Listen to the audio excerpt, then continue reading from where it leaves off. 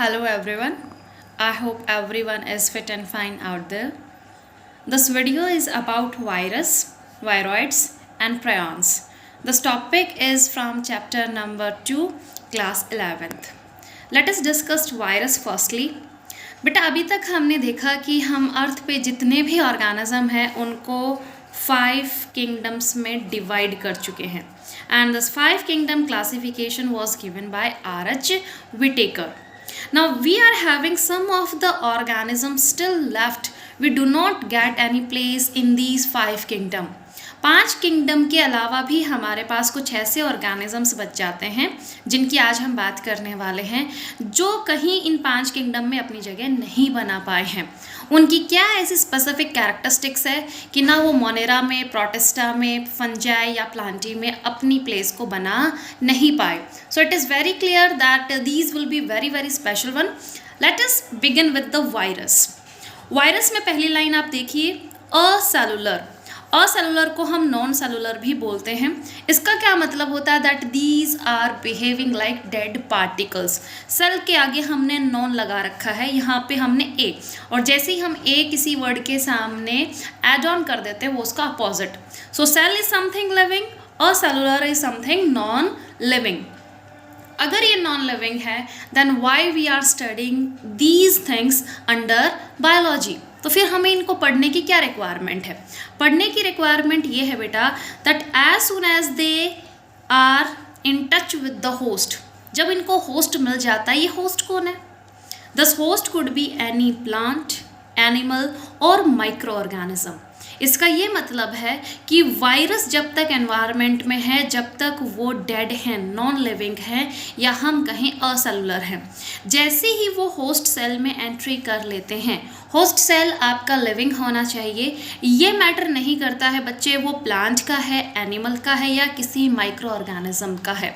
वो उसके अंदर चले जाते हैं और अंदर चले जाने के बाद उसकी जो भी मशीनरी है, अब ऑर्गेनल्स तो हमारे होस्ट सेल के होंगे. ऑर्गेनल्स का क्या मतलब है? जैसे माइटोकॉन्ड्रिया है, न्यूक्लियस है, गोल्जी अपरेटस है, वो हमारे होस्ट सेल के हैं. ठीक है, और उनको अब यूज़ कौन करेगा? वायरस. और जैसे वो चाहेगा उन ऑर्गेनल्स को वैसे यूज़ करने की कैपेसिटी रखता है. So that is why this is very very specific case. If host is not there, these are considered as acellular. Host मिल जाने पे एंट्री कर लेते हैं, इसके अंदर चले जाते हैं, तब वो लिविंग कैटेगरी में आ जाते हैं. Next thing is crystalline structure. यहाँ पे हम क्रिस्टल को अंडरलाइन कर रहे हैं. क्रिस्टल का मतलब है कि जैसे हमारे पास शुगर होती है, सोल्ट होती है, स्पेसिफिक क्रिस्टल्स होते हैं, इनके 3 डायमेंशनल स्ट्रक्चर बना लेते हैं. So next thing is do not have cytoplasm, mitochondria, ribosome. यहाँ पे हम ऑर्गेनल्स की बात कर रहे हैं. इनके पास खुद के कोई भी ऑर्गेनल्स नहीं होते हैं. माइक्रो ऑर्गेनिजम्स से भी छोटे हमारे वायरस होते हैं. देखिए यहाँ पे हमने लिखा है, एक बैक्टीरिया में भी वायरस एंटर कर सकता है, फंजाई में भी एंटर कर सकता है. These are very very small in size. और यहाँ पे स्मॉल साइज होने के कारण इनके पास खुद के कोई भी जो हम सेल में ऑर्गेनल्स देखते हैं, इंपॉर्टेंट कुछ एग्जांपल्स मैंने यहाँ पे मेंशन किए हैं, ये इनके पास नहीं होते हैं. They are only having their DNA, genetic material plus a protein code. Genetic material RNA है, DNA है, या दोनों ही कंबाइन फॉर्म में देखे जा सकते हैं, बट ये इसके अलावा कुछ और कैरी नहीं कर रहे हैं. अगर और ऑर्गेनल्स नहीं है तो सिंपल सी बात है, केमिकल रिएक्शंस भी इनमें नहीं होते हैं. केमिकल रिएक्शंस नहीं हो रहे तो इसलिए हम इनको लिविंग भी नहीं बोल सकते हैं. नेक्स्ट लाइन पे आते हैं. टेक ओवर होस्ट सेल, ये हमने अभी डिस्कस कर लिया है. टेक ओवर का मतलब है ज़बरदस्ती होस्ट सेल में घुसना और उसकी सारी मशीनरी को अपने रिप्रोडक्शन के लिए यूज़ करना. बेटा अभी हमने डिस्कस किया था कि जब तक इनको होस्ट नहीं मिल जाता है, ये असेलुलर डस्ट पार्टिकल की तरह एनवायरनमेंट में घूमते रहते हैं. लेकिन जब ये सेल के अंदर चले जाते हैं तो बहुत तेज़ी से अपना रिप्रोडक्शन करना स्टार्ट कर देते हैं. ये कुछ ऐसा ही है कि टेररिस्ट आपके घर में घुस गया है, उसके पास सिर्फ और सिर्फ उसकी गन थी. अब वो आपका फर्नीचर, आपका किचन, आपका वॉशरूम अपने अकॉर्डिंग यूज़ कर सकता है. वो साथ में इन चीज़ों को नहीं लाया था. ऐसे ही हमारा वायरस होता है, वो अपने साथ राइबोसोम, साइटोप्लाज्म, माइटोकॉन्ड्रिया जैसी कोई चीज़ कैरी ऑन करके नहीं लेके आता है. सारी चीज़ किसकी होंगी? होस्ट की होंगी. लेकिन अब मन मर्जी किसकी चलेगी? वायरस की चलेगी. सो virus is that much strong. Next, we are going to see some of the scientists in the history that have contributed towards the study of virus. सबसे पहले हम बात करते हैं डीजे एवांस की. The year was 1892. He has discovered a certain type of disease. और ये किस प्लांट में उन्होंने डिस्कवर किया था? टबैको. जो टबैको की लीव्स हैं, यहाँ मैं एक बार ड्रॉ कर रही हूँ, वो ऊपर से कुछ ऐसी उठी उठी लग रही थी उसको. ये कुछ उसने अनइवन सा नोटिस किया. जो हेल्दी प्लांट्स थे उनमें ये प्रॉब्लम नहीं आ रहे थे. ये लीव्स में ऐसा क्यों हो रहा है? इस डिजीज़ को इन्होंने नाम क्या दिया? Mosaic disease. क्योंकि बाद में हमें पता चला जो वायरस इस डिजीज़ को कॉज कर रहा है टोबैको प्लांट में, उसका नाम है मोज़ैक. तो मोज़ैक के ऊपर इस डिजीज़ का नाम रख दिया. So what he has noticed that tobacco plant is having something abnormal in the leaves. उन्होंने क्या सोचा कि पहले ये जो डिजीज़ हो रहा है किसी माइक्रो ऑर्गेनिज्म के कारण हो रहा है. Finally he has concluded no, it is not microorganism, ये बैक्टीरिया नहीं है. It was something smaller than bacteria. अब उसको ये नहीं पता था कि ये बैक्टीरिया तो नहीं है, लेकिन इसको नाम क्या दे? माइक्रो ऑर्गेनिज्म के अलावा भी तीसरी क्लास हमारे वर्ल्ड में कौन सी आ गई है? क्योंकि बेटा 1892 तक हमें वायरस के बारे में कुछ भी नहीं पता था. तो इसलिए डीजे वांस्की को लगा कि जो ये लीफ हो रखी हैं मोज़ैक शेप की, किसी वायरस ने किसी बैक्टीरिया ने किया होगा. और तब उन्होंने देखा कि एक्चुअली उन्होंने किया क्या था, बैक्टीरिया फिल्टर लगा दिए थे इसके ऊपर. और बैक्टीरिया फिल्टर के कुछ पोर्स होते हैं जिसमें से बैक्टीरिया एंटर नहीं कर सकता है, और फिर भी हमारे डिजीज़ उन लीव्स तक कैरी ऑन हो रहे थे. सो ऐसे उन्होंने कंक्लूड किया कि ये तो फिल्टर से भी पास हो जा रहा है, सो ये बैक्टीरिया नहीं हो सकता. बैक्टीरिया से भी कुछ स्मॉल है जो फिल्टर को अवॉइड करके उसमें से अपना रास्ता बना के डिजीज़ तक पहुंच रहा है. बट उन्होंने अभी तक इसको वायरस नाम नहीं दिया था. Next scientist was M.W. Bajernik. The year was 1898. उन्होंने क्या बोला? That this disease, जो मोज़ैक डिजीज़ की बात किसने की थी? डीजे इवांस्की ने की थी. That this is infectious. Infectious का मतलब क्या है? It can spread. एक इन्फेक्शन अगर प्लांट को हो गया है और वही लिक्विड अगर हम निकाल लें, ये जो हमने अभी स्ट्रक्चर बनाया है यहाँ से हम लिक्विड निकाल लें, जो यहाँ पे क्या है हमारा मोज़ैक वायरस है, और वो उन्होंने जब दूसरी लीफ के साथ कांटेक्ट में वो लेके गए तो वहाँ पे भी सेम वही प्रॉब्लम उनको देखने को मिली. तो इसलिए उन्होंने इस प्रॉब्लम को क्या नाम दिया कि ये तो कुछ इन्फेक्शियस है, फैल सकता है, कम्युनिकेबल है. और उन्होंने बहुत इंपॉर्टेंट एक फ्रेज़ दिया, दैट इज़ कंटैजियम वाइवम फ्लूइडम. ये इंग्लिश नहीं है, उस टाइम की लैटिन लैंग्वेज है. तो इसका मतलब क्या होता है? Infectious living fluid. कंटैजियम का मतलब होता है इन्फेक्शियस, वाइवम का मतलब होता है लिविंग, फ्लूइडम का मतलब होता है फ्लूइड.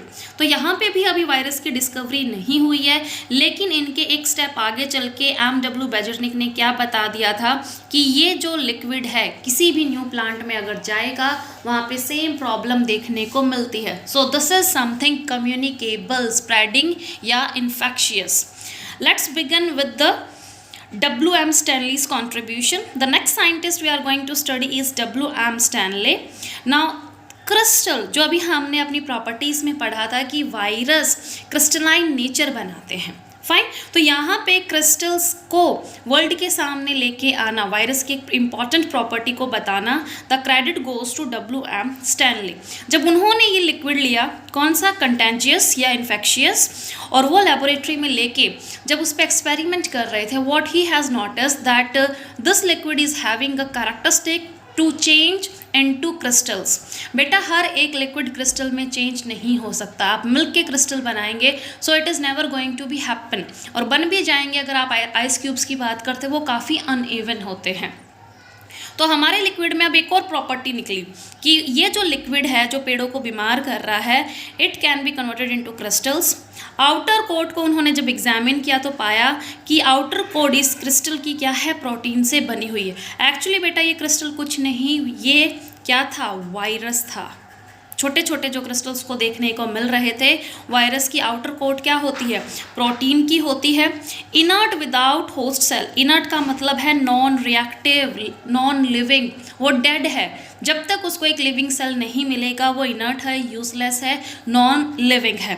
Obligate parasite. ओब्लिगेट का मतलब है कंपल्शन, उनके पास कोई चॉइस नहीं है। It is very compulsory for the virus or these crystals to live as a parasite. Parasite का मतलब है दूसरों पे डिपेंडेंट है, होस्ट नहीं, तो ये भी अपना रिप्रोडक्शन, आगे के जो केमिकल रिएक्शंस हैं उनको कैरी आउट नहीं हो सकते। तो इनकी मजबूरी है, इनको होस्ट सेल चाहिए ही चाहिए। Let us move further. अब हम बात करते हैं जेनेटिक मटेरियल की। देखो genetic material it could be DNA, it could be RNA, दोनों एक वायरस में कभी भी देखने को नहीं मिलेंगे, नेवर एवर। सो वायरस के पास दो चॉइस है, या तो उसका जेनेटिक मटेरियल डीएनए होगा या आरएनए।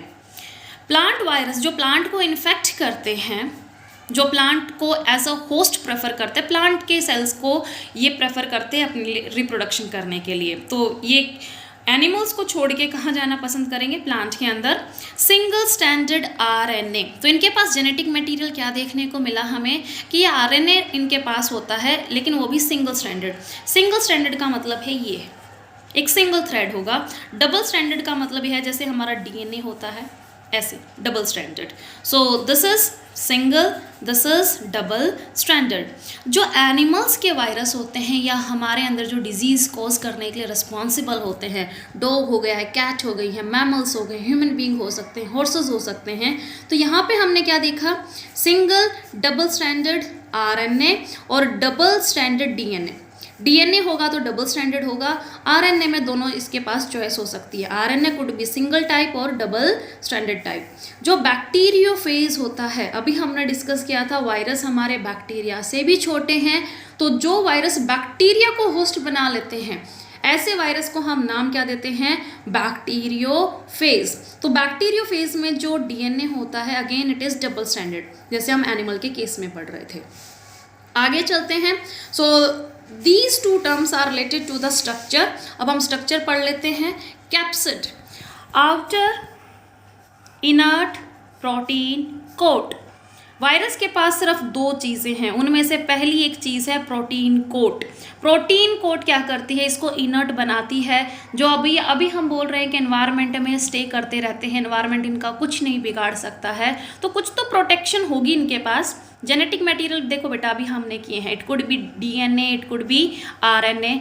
ये इसको बचाने के लिए देखो वायरस के पास जो है इनका जेनेटिक मटेरियल है, और जेनेटिक मटेरियल इनको इतना ज़्यादा इम्पॉर्टेंट और बचा के रखना पड़ता है कि अगर ये भी लॉस्ट हो गया, ये डिजनरेट हो गया, या ख़त्म हो गया, तो इनके पास बचेगा क्या, कुछ भी नहीं। फिर ये होस्ट सेल के अंदर भी जाके उसका कुछ नहीं बिगाड़ पाएंगे। सो इनका वेपन क्या है, डीएनए और आरएनए। अपने वेपन को संभाल के रखने के लिए आउटर कोट किसकी बना लेते हैं, प्रोटीन की, और इस प्रोटीन कोट को हमने क्या नाम दिया है, कैप्सिड। कैप्सिड क्यों नाम दिया, this is the reason. Capsid में जो छोटे छोटे यूनिट्स होती हैं जिसको हम मोनोमर्स बोलते हैं। If we are talking about wall, wall एक कंप्लीट स्ट्रक्चर है, लेकिन वॉल में अगर हम छोटी यूनिट की बात करें दैट कुड बी ब्रिक। बहुत सारी ब्रिक कंबाइन होती हैं, सीमेंट के साथ हम उनको अडेयर करते हैं, अटैच करते हैं, तो एक वॉल मिल जाती है। ऐसे ही प्रोटीन कोट को हमने क्या बोला है, कैप्सिड। लेकिन ये कैप्सिड बने किससे है, कैप्सोमेयर। और कैप्सोमेयर हमारे क्या हैं, मोनोमर्स, जो ऐसे सर्कुलर प्रोटीन्स होते हैं, ये अपने आप को रिपीट करते रहते हैं और एक रिजिड सी वॉल या प्रोटेक्टिव लेयर प्रोटीन्स की रेडी हो जाती हैं। So these small units are known as capsomere, और जब ये कंबाइन हो जाती हैं collectively it is known as capsid. आगे चलते हैं। कैप्सिड के जो टाइप होते हैं वो कोई एक टाइप नहीं होता है। आप ये मत समझिए कि सारे वायरस स्फेरिकल होंगे या सिलेंड्रिकल होंगे, टेट्राहेड्रल होंगे या ऑक्टाहेड्रल होंगे। It could be in any shape. Helical arrange हो सकता है, ये देखिए मैंने कुछ स्प्रिंग लाइक समथिंग बनाया है, और इसके मतलब क्या है, जो हमारे कैप्सोमेयर हैं वो एक स्पाइरल फॉर्म में बाउंड कर रहे हैं, तो ये हमारा स्पाइरल हो गया, ठीक है। हेलिकल। पॉलीहेड्रल, पॉली का मतलब है मल्टीपल, हेड्रल का मतलब है साइड्स, तो बहुत ज़्यादा साइड्स भी बना सकते हैं क्योंकि ये क्रिस्टल में कन्वर्ट होने की कैपेसिटी रखते हैं। And now look at the structure, this is bacteriophage. So यहाँ पे एक डायमंड जैसा स्ट्रक्चर है, यहाँ पे एक बिल्डिंग जैसा स्ट्रक्चर है, तो कितनी भी साइड ट्रायंगल हो सकते हैं, ये क्वाड्रेंट हो सकते हैं, ऑक्टाहेड्रल हो सकते हैं, पेंटा हो सकते हैं, हेक्सा हो सकते हैं। तो यहाँ पे कितनी भी साइड ये ले सकते हैं, इसलिए यहाँ पे दूसरा वर्ड लिखा है ज्योमेट्रिकल फॉर्म्स में ये कन्वर्ट हो सकते हैं। Virus are known for their dangerous and fatal diseases, और ये डिजीज सिर्फ ह्यूमन बीइंग में नहीं होते हैं। यहाँ पे कुछ एग्जाम्पल हमने ह्यूमन बीइंग के लिख रखे हैं। द लेटेस्ट वन इज कोविड-19, फ्लू है, स्मॉल पॉक्स है, मम्स हैं, मिसल्स हैं, and how can we forget AIDS, deadly one. तो यहाँ पे ये जो सारे डिजीज हैं, these are being caused by these minute particles. Plant की बात करें तो प्लांट भी इनसे ज़्यादा दूर नहीं है डिजीज़ में, तो प्लांट को भी ये काफ़ी हार्म करते हैं। हमारी जो क्रॉप्स हैं, एग्रीकल्चर जो प्रोडक्टिविटी है काफ़ी डिक्रीज़ कर देते हैं।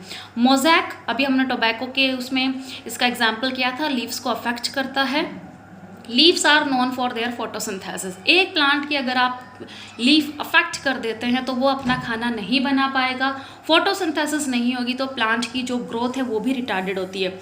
लीफ रोलिंग, एक चपाती की तरह ये रोल हो जाती हैं, जैसे हम क्रीम रोल खाते हैं तो लीफ का सरफेस एरिया इसमें डिक्रीज होता है। कर्ल में वो क्रम्बल हो जाती है, रिंकल्स आ जाते हैं। डॉर्फिंग का मतलब है ग्रोथ रुक जाती है, प्लांट हमारा शॉर्ट रह जाता है। रिटार्डेड ग्रोथ, फ्लावरिंग कम होगी, प्लांट की हाइट अच्छी हो गई है लेकिन फ्लावरिंग उसमें रुक जाती है, फ्लावर छोटे बन रहे हैं, रिप्रोडक्शन नहीं हो रहा है या सीड्स अच्छे नहीं बन रहे हैं। So this is all about the virus. अब आते हैं हमारे दूसरे ऑर्गेनिज्म पे। The second organism is viroid. Virus से भी छोटा क्या कुछ होता है? So the answer will be yes, virus से भी छोटा कुछ होता है, उसको हम क्या बोलते हैं? Viroids. It was T.O. डैनियर in the year 1971। उन्होंने एक अजीब सी बीमारी देखी, कहाँ? पोटैटो में। The disease name is spindle tuber disease. Potato को अगर हम देखें, the shape is something like this, tuber होता है, राउंड शेप बनाता है।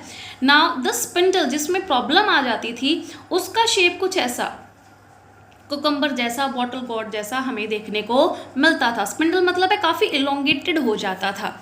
फाइनली हमने जब रिसर्च की तो T.O. डैनियर ने क्या देखा, that these disease, spindle tuber disease is caused due to the free RNA, यानी सिर्फ RNA है, प्रोटीन कोट भी नहीं है। तो वायरस के पास क्या था बेटा? जेनेटिक मटेरियल, DNA और इट कुड बी RNA, और वो किस में रैप था? प्रोटीन कोड, कैप्सिड, कैप्सिड में वो प्रोटेक्ट था। तो यहाँ पे कैप्सिड नहीं है, सिर्फ जेनेटिक मटेरियल है। Now this RNA is something very very light, molecular weight इसका कम होता है एज कंपेयर टू वायरस। तो नेक्स्ट लाइन में लिख रखा है लो मॉलिकुलर वेट, इसमें केमिकल्स कम होते हैं, न्यूक्लिक एसिड इसमें कम होते हैं। Next thing is no protein coat, अभी मैंने डिस्कस किया, ये इसकी स्पेसिफिक कैरेक्टरिस्टिक है। यानी वायरस से अगर आप प्रोटीन कोट ले लें तो उसके पास सिर्फ जेनेटिक मटेरियल बचेगा, एक सिंगल स्टैंडर्ड या डबल स्टैंडर्ड RNA बचेगा, और यही हमारा वायरॉइड है। होस्ट मिल जाएगा, उसके अंदर एंट्री कर लेता है, फिर वही करेगा जो वायरस ने किया, उसको कैप्चर कर लेता है। The third thing is prions. क्या वायरॉइड से भी छोटा कुछ होता है? So this will be the prion. यहाँ पे हम RNA की बात कर रहे थे। Now these are abnormally folded proteins. अगर प्रोटीन एनवायरनमेंट में कोई घूम रहा है, हम पहचानेंगे कैसे उसको? The first word is very very important, abnormally. Generally proteins में हम फोल्डिंग देखते हैं primary, secondary, tertiary and quaternary. अगर हमारी फोल्डिंग इन चारों कैटेगरी में से किसी से मैच नहीं हो रही है तो हम उसको किस कैटेगरी में डालते हैं? प्रायॉन्स।